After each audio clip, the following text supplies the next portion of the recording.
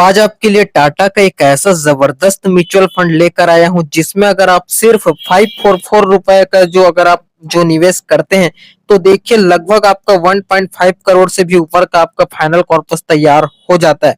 सब कुछ डिटेल के साथ बताने वाला हूं। टाटा का काफी जबरदस्त म्यूचुअल फंड आपको देखने को मिल जाता है। तो अगर आप इसमें अपना निवेश कर देते हैं तो आप लगभग 1.5 करोड़ से भी ऊपर का फाइनल कॉर्पस तो अगले लॉन्ग टर्म में आप बनाने वाले। तो सब कुछ मैं आपको डिटेल के साथ बताने वाला हूँ। लॉन्ग टर्म यानी कि 10 से 15 साल का ड्यूरेशन रहेगा। इतने में ही आप लगभग 1.5 करोड़ से भी ऊपर का जो फाइनल कॉर्पस है आप यहाँ पर जनरेट कर लेंगे। तो सब कुछ डिटेल के साथ इस वीडियो में आपको बताने वाला हूँ। तो वीडियो को काफी ज्यादा केयरफुली वॉच करिएगा यार, क्योंकि इन्वेस्टमेंट का मामला है। एक एक रुपए भी इन्वेस्ट करने से पहले आपको सही इन्फॉर्मेशन मिलनी काफी ज्यादा जरूरी हो जाती है। तो अगर आपको सही इन्फॉर्मेशन चाहिए तो बस इस वीडियो को कंप्लीट देख लीजिए, आपको सब कुछ पता चल जाएगा। चलिए वीडियो स्टार्ट करते हैं। शुरुआत करेंगे फंड के कुछ बेसिक डिटेल के साथ और मैं आपको सब कुछ एनालिसिस करके बता देता हूं। तो यहाँ पर सबसे पहले तो करंट एनईवी की बात की जाए तो 61 रुपए की आपको एनईवी देखने को मिल जाती है। कम है, कोई दिक्कत वाली बात नहीं है। थोड़ा बहुत भी अपना पैसा निवेश कर देंगे तो आपको इस एनईवी के अकॉर्डिंग अच्छा खासा आपको यूनिट भी अलॉट हो जाएगा। तो बाकी रेटिंग की बात की जाए तो रेटिंग तो इसमें किसी भी तरीके की नहीं देखने को मिलती है। लेकिन इसका ये मतलब नहीं है दोस्तों कि रेटिंग आपको देखने को नहीं मिलेगी कि तो कोई म्यूचुअल फंड आपको परफॉर्मेंस नहीं दिखाएगा। ऐसा बिल्कुल भी नहीं है। रेटिंग से ये किसी भी तरीके से जज नहीं किया जा सकता किसी फंड को कि ये परफॉर्मेंस देगा या नहीं देगा। इवन क्या होता है कि रेटिंग ना देने वाले म्यूचुअल फंड तो काफी ज्यादा आपको रेटिंग आपका रिटर्न यहाँ पर प्रोवाइड करते हैं। तो कुछ कहा नहीं जा सकता। तो बाकी यहाँ पर मिनिमम एसआईपी अमाउंट की बात की जाए तो देखिए मिनिमम आप 100 रुपए से मिनिमम एसआईपी शुरू कर सकते हैं। बाकी मैक्सिमम की तो कोई लिमिटेशन नहीं है, आप कितने भी रुपए की एसआईपी कर सकते हैं। बाकी फंड साइज देखिए लगभग 12,000 करोड़ का लगभग इसका फंड साइज देखने को मिल जाता है। काफी कम है, कोई दिक्कत वाली बात नहीं है। थोड़ा बहुत भी पैसा इन्वेस्टमेंट कर देंगे तो जब भी ये फंड साइज यहाँ पर 50, 60, 70 हजार करोड़ का जो फंड साइज हो जाएगा तो आप खुद देखेंगे कि आपके वेल्थ में कितना ज्यादा आपको चेंजेस देखने को मिल जाएगा। तो ये आपको फंड साइज देखने को मिल जाता है। तो ये तो रही कुछ बेसिक डिटेल। अब चलिए होल्डिंग्स में सबसे पहले तो इसके मार्केट कैपिटल को भी देख लेते हैं, यानी कि कहाँ कहाँ कितना कितना पोर्शन किस किस सेक्टर में एलोकेशन किया जा रहा है। तो यहाँ पर लार्ज कैप सेक्टर की तरफ देखा जाए तो लगभग 71% का एलोकेशन आपको देखने को मिल रहा है। बाकी दोस्तों स्मॉल कैप सेक्टर में देखा जाए तो लगभग 15% का एलोकेशन देखने को मिल रहा है।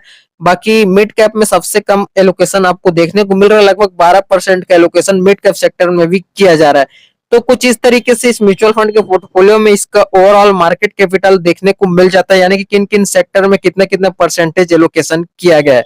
तो ये आपको देखने को मिल जाता है। तो चलिए फंड के पिछले कुछ पास्ट के रिटर्न्स को भी देख लेते हैं। अगर हम आज के पास्ट के रिटर्न्स को ध्यान से देखेंगे तो हम ये जज कर सकते हैं कि फ्यूचर में किस तरीके से आपको परफॉर्मेंस देखने को मिल सकता है। तो यहाँ पर सबसे पहले तो मैं आपको इसका एक मंथ का रिटर्न बताऊं तो लगभग आपको अभी तो 10% के आसपास रिटर्न देखने को मिल रहा है। बाकी यहाँ पर 6 मंथ के रिटर्न्स की बात की जाए तो लगभग 26% का रिटर्न्स आपको देखने को मिल जा रहा है। तो खैर आपको भी पता है कि आप 1 या 6 महीने या 1 साल के लिए तो निवेश नहीं कर रहे हैं, ये लंबा ड्यूरेशन जाने वाला है। तो इतने से अगर आपको ये थोड़ा बहुत रिटर्न कम भी देखने को मिलता है या ये भी इस म्यूचुअल फंड में या किसी और म्यूचुअल फंड में, तो ऐसा ये नहीं सोचना है कि ये जो फंड है आपको कम परफॉर्मेंस देगा, ऐसा बिल्कुल भी नहीं है। किसी भी म्यूचुअल फंड का परफॉर्मेंस को आप 1 मंथ में या 6 मंथ में या 1 साल में आप जज नहीं कर सकते। आपको लंबे टाइम तक होल्ड करना पड़ेगा तब जाके आपको देखने को मिलेगा। तो बाकी 1 साल में देखा जाए तो इसका रिटर्न काफी जबरदस्त 46% का आपको रिटर्न देखने को मिल जा रहा है। बाकी यहाँ पर 3 साल के रिटर्न्स की बात की जाए तो लगभग 15 जो परसेंट का आपको रिटर्न्स देखने को मिल रहा है। बाकी 5 साल में देखा जाए तो लगभग 30% का आपको एनुअल कंपाउंडिंग जो इसका रिटर्न है आपको देखने को मिल जा रहा है। बाकी यहाँ पर ऑल टाइम रिटर्न्स की बात की जाए तो देखिए लगभग 23% का आपको काफी शानदार इसका ऑल टाइम रिटर्न देखने को मिल जा रहा है। तो रिटर्न्स देखा जाए तो आपको काफी जबरदस्त रिटर्न्स प्रोवाइड करके दे रहा है ये म्यूचुअल फंड टाटा का। अभी थोड़ी देर में पता चल जाएगा टाटा का कौन सा ऐसा म्यूचुअल फंड है तो जबरदस्त तरीके से आपको रिटर्न प्रोवाइड करके दे रहा है। तो ये तो रही कुछ रिटर्न्स की बात, पिछले कुछ पास्ट के रिटर्न्स को आपने यहाँ पर देख लिया है। अब देखिए ये रिटर्न आपको किस बेसिस पर देखने को मिलेंगे। ऑब्वियसली इसका होल्डिंग्स में जो स्टॉक है ये कहीं ना कहीं दमदार है, तो इसको भी देखना काफी ज्यादा जरूरी हो जाता है। तो यहाँ पर देखा जाए तो इस म्यूचुअल फंड के पोर्टफोलियो में कुल मिलाकर जो नंबर ऑफ स्टॉक आपको देखने को मिलते हैं ये 34 स्टॉक आपको देखने को मिल जाते हैं। 34 काफी स्ट्रॉन्ग, काफी जबरदस्त स्टॉक का सिलेक्शन किया गया, तभी तो कुछ इस तरीके से आपको रिटर्न्स देखने को मिल जा रहा है। तो बारी बारी से सभी कंपनी के नाम को भी देख लेते हैं। तो टॉप 10 होल्डिंग्स के नाम देख लेते हैं।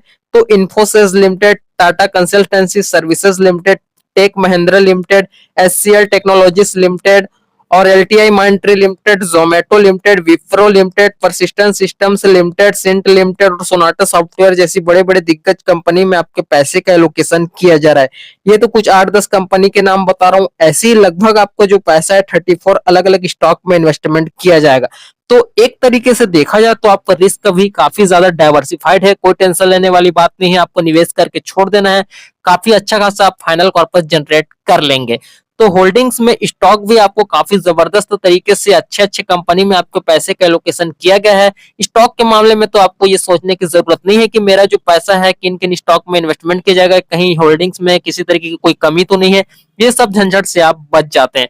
तो काफी जबरदस्त क्वालिटी के स्टॉक में आपके पैसे का निवेश किया जा रहा है। तो कुछ इस तरीके से म्यूचुअल फंड के पोर्टफोलियो में इसका ओवरऑल होल्डिंग्स में जो स्टॉक है आपको देखने को मिल जाता है। तो बाकी चलिए हम अपना जो फाइनली जो इन्वेस्टमेंट का जो मेन डिसीजन है इसको यहाँ पर शुरू कर लेते हैं।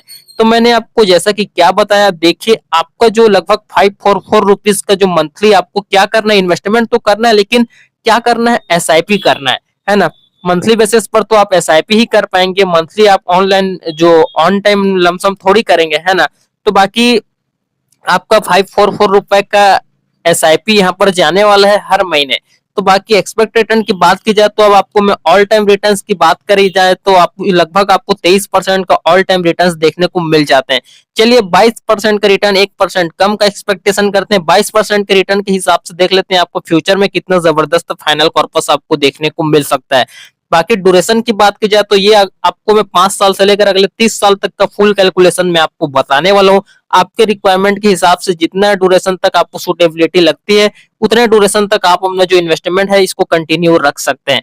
तो चलिए देख लेते हैं। तो सबसे पहले तो यहाँ पर 5 साल के फाइनल अमाउंट की बात की जाए तो देखिए लगभग आपका 3,26,000 रुपए का तो निवेश हो जाएगा, जिसमें से आपको लगभग 6 लाख का फाइनल कॉर्पस आपका तैयार हो जाता है। तो बाकी यहाँ पर 10 साल की बात की जाए तो देखिए आपका लगभग 6.5 लाख का इन्वेस्टमेंट से लगभग 23 लाख का आपका फाइनल कॉर्पस सिर्फ 10 साल में तैयार हो जाता है।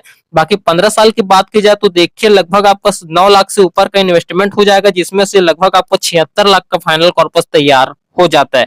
बाकी देखिए ड्यूरेशन को सिर्फ 3 साल कंटिन्यू कर देते हैं, यानी कि 18 साल तक कंटिन्यू कर देते हैं। तो भाई देखिए लगभग 11 लाख के इन्वेस्टमेंट से लगभग आपका 1.5 करोड़ से भी ऊपर का लगभग जो फाइनल कॉर्पस है यहाँ पर तैयार हो जा रहा है। तो ये तो बिल्कुल भी बताने की जरूरत नहीं है आपको कितना शानदार जो है इसका फाइनल कॉर्पस देखने को मिल रहा है, बिल्कुल भी बताने की जरूरत नहीं है।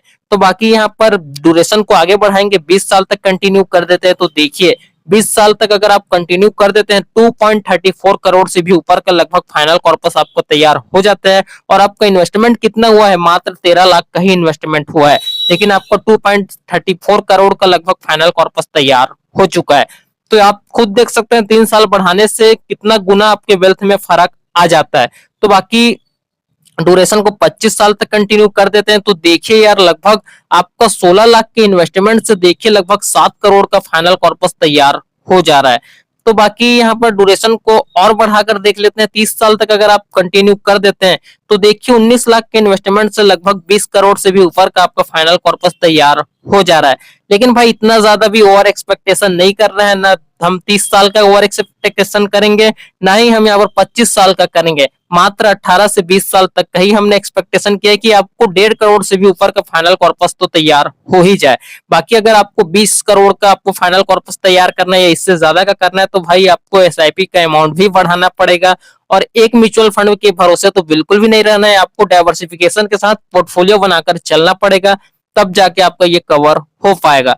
आपको ज्यादा अमाउंट का एसआईपी करना पड़ेगा, तब जाके आपका ये फाइनल कॉर्पस तैयार हो पाएगा। वरना आप अकेले इस म्यूचुअल फंड का देखेंगे तो भाई ये बिल्कुल भी पॉसिबल नहीं होने वाला। और 5,000 रुपए की एसआईपी को आप कितने भी म्यूचुअल फंड में डाइवर्सिफाइड कर दीजिए, ये बिल्कुल भी पॉसिबल नहीं है। क्योंकि यार लॉन्ग टर्म में जो 22% का रिटर्न काफी ज्यादा मायने रखता है यार, तो बहुत मुश्किल हो जाता है ना। तो आपको अमाउंट बढ़ाना पड़ेगा, तभी आपका ये कवर हो पाएगा। तो बाकी अब आपने सभी टाइम ड्यूरेशन के हिसाब से इसका जो कैलकुलेशन है इसको यहाँ पर देख लिया है। तो चलिए फंड के बाकी बेसिक डिटेल को भी मैं जल्दी जल्दी से कवर कर लेता हूँ और आपको म्यूचुअल फंड का नाम भी बता देता हूँ।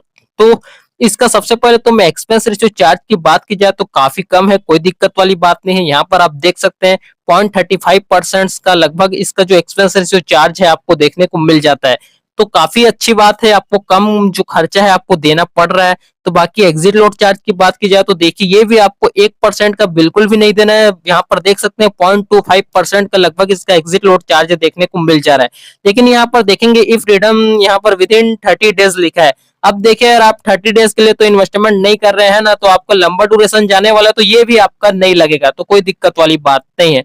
बाकी टैक्स इम्प्लीमेंटेशन को तो आप जैसे कि जानते हैं हाल फिलहाल चेंजेस हुए थे, ये सब के बारे में तो आपको बताने की बिल्कुल भी जरूरत नहीं है, ये सब की नॉलेज तो आपको है ही।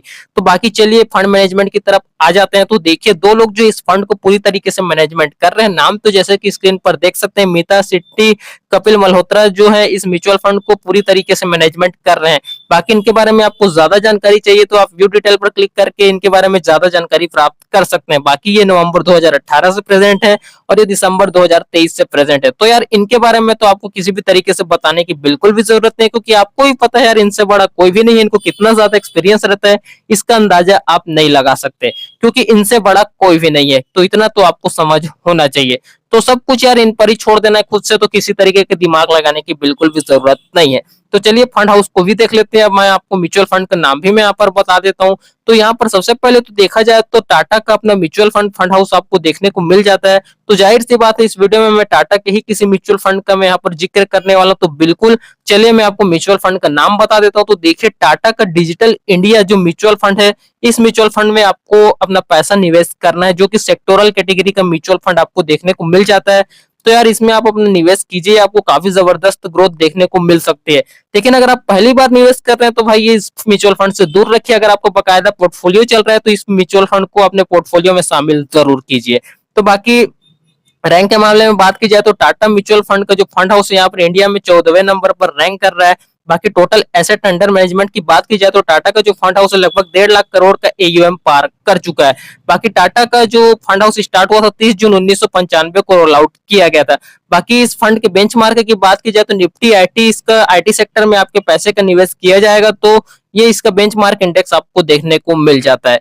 तो दोस्तों यही सब कुछ ओवरऑल यार आपको इस म्यूचुअल फंड में देखने को मिल जाता है। काफी जबरदस्त आपको ये म्यूचुअल फंड देखने को मिल जाता है, तो निवेश जरूर कर सकते हैं। काफी जबरदस्त फ्यूचर में आपको इसका फाइनल कॉर्पस देखने को मिल सकता है। तो दोस्तों मुझे उम्मीद है यार आपको सब कुछ ए टू जेड इन्फॉर्मेशन इस वीडियो से देखने को मिल गई होगी। अगर आपको किसी भी तरीके कोई भी सवाल या जवाब है नीचे कमेंट करके बेझिझक मुझसे पूछ सकते हैं, आपके कमेंट का मैं रिप्लाई जरूर करूंगा। चलिए दोस्तों हम आपसे मिलते हैं जल्द किसी नेक्स्ट वीडियो में, तब तक के लिए दोस्तों देखते रहें। Thanks for watching guys, bye bye, have a great day.